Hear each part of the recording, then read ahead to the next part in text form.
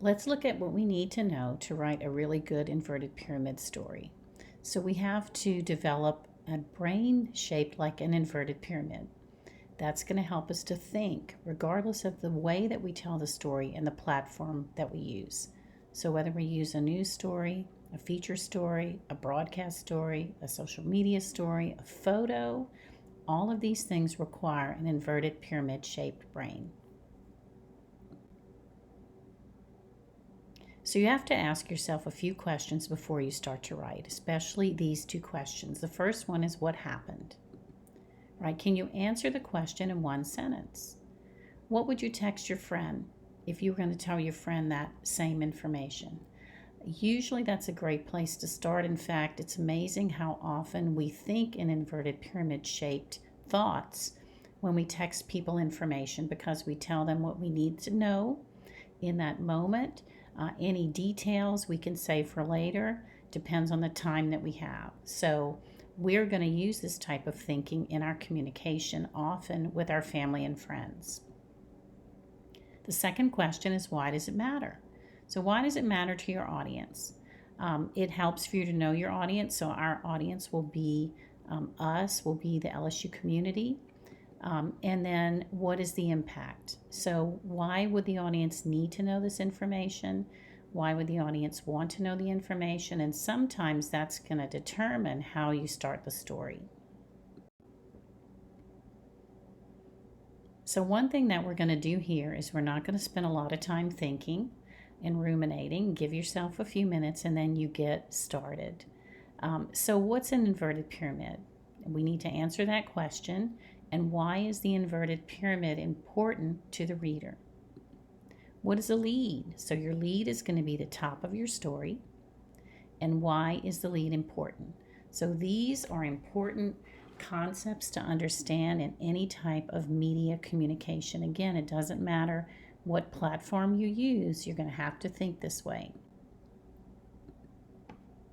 So now we look at the inverted pyramid.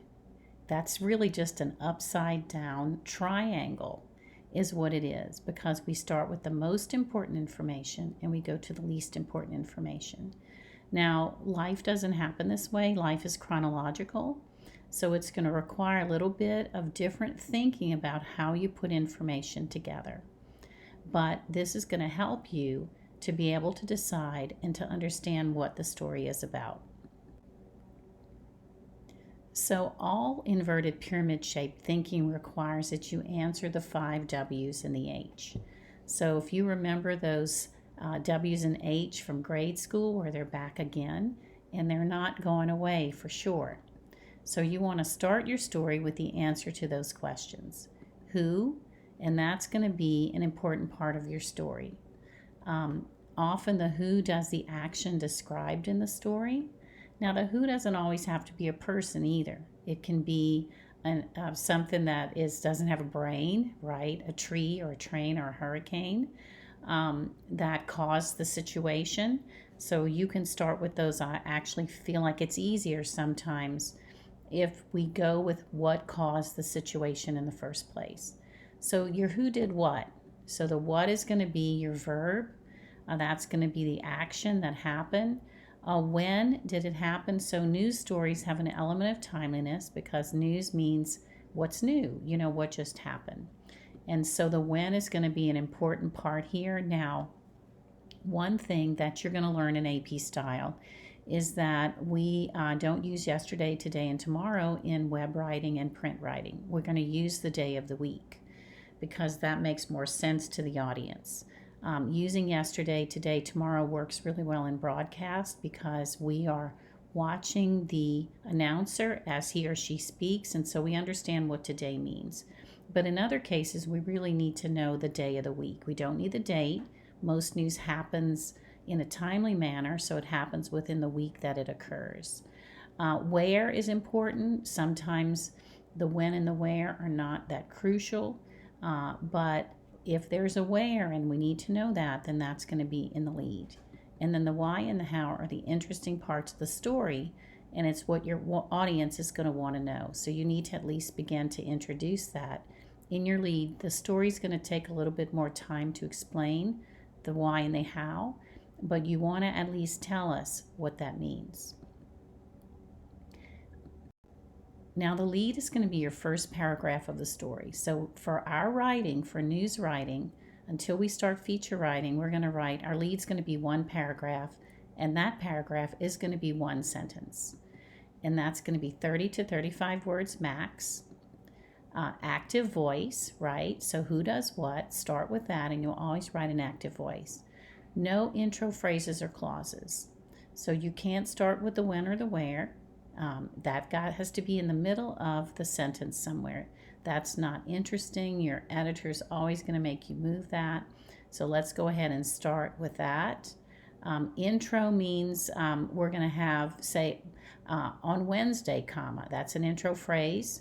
So we're not going to use that. We're going to move all that information to the middle of the sentence. If we start with who did what, then we won't have an intro phrase, and we'll write an active voice. So this is what I'm talking about. Our tendency is to want to do that because we don't know what to do with the when. It's kind of a problem child. But move that to the middle and ask yourself who is the who here. So who did what? Now remember, your who can be something other than a person, right? So let's go ahead again and look at the shape of our story. So here's your lead. That's your most important information. You get one sentence, remember, 30 to 35 words, no intro phrases or clauses, and actually no semicolons in your lead. Let's not do that. That's just a way to kind of try to get two sentences in there, so we're not going to do that. And then your second paragraph, and I call those graphs, that's whatever you couldn't fit in that 30 to 35 words, right? Usually you have some more of the when or the where maybe, or actually the why and the how is going to be your time-consuming piece of information.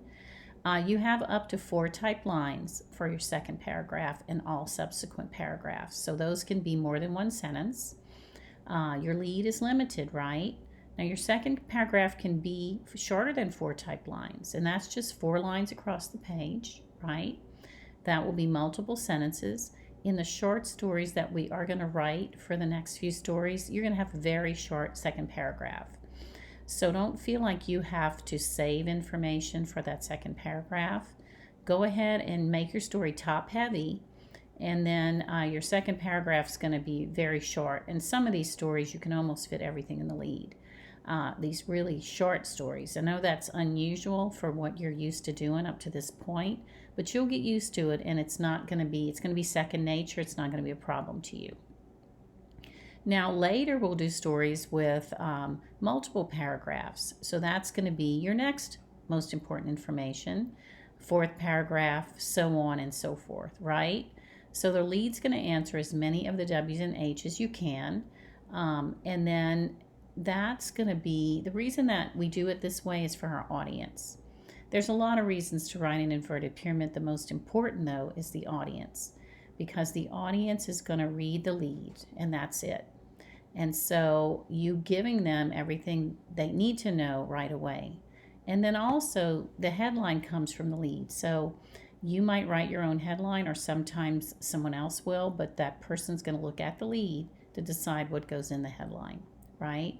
So sometimes online the lead appears apart from the rest of the story, or the headline does. So this is top heavy. It's going to really give us the information. So the purpose of the story is to inform, it is to entertain, and also maybe to give direction or information about what to do next. And so your audience understands that first paragraph is going to be everything I need to know there. And then the second and subsequent paragraphs, remember, are going to be 4 type lines max.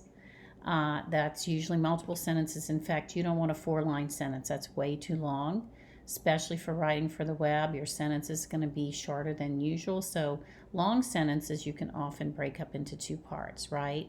So that's basically it. So let's go ahead and practice this on our next story.